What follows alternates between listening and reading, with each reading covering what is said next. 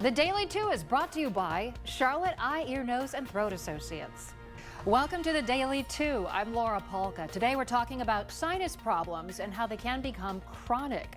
Joining us today is Dr. Isaac Dingle with Charlotte Eye, Ear, Nose, and Throat Associates. Thanks for being here. Thanks for having me. Doctor, what is chronic sinusitis and how is it different from just a regular sinus infection? So chronic sinusitis is when you have sinus problems that last for more than 12 weeks.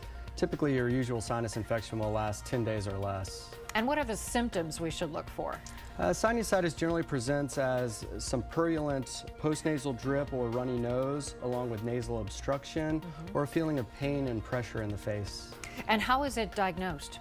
Generally, we will diagnose you in the office with what's called a nasal endoscopy. That's where we look in the nose with a little tiny camera and kind of see where the yellow or green drainage is coming from. And then typically we will need to progress to a CAT scan, which is a CT scan that allows us to see the inside of the sinuses on an x-ray. So if we're at home and we're really feeling yucky and we think we have something going on with our sinuses, at what point should we consult a doctor?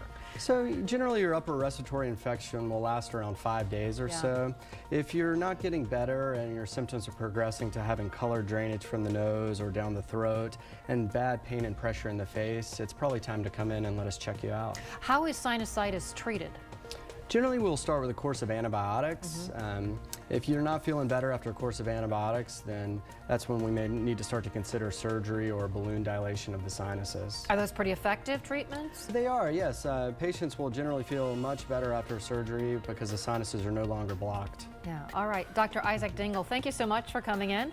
We appreciate all the great information about sinusitis. And if you'd like to get more information, you can go to goodsenses.com or call the number on your screen. For the Daily Two, I'm Laura Polka.